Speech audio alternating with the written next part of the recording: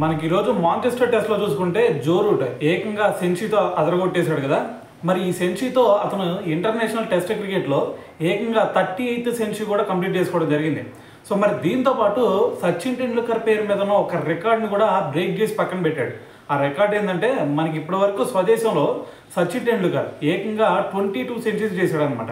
అయితే మరి ఈరోజు జో రూట్ ఈ సెంచరీతో మరి స్వదేశంలో మరి 23 సెంచరీస్ చేసి సచిన్ టెండూల్కర్ పేరు మీద ఉన్న ఈ రికార్డును కూడా బ్రేక్ చేశాడనే చెప్పాలి.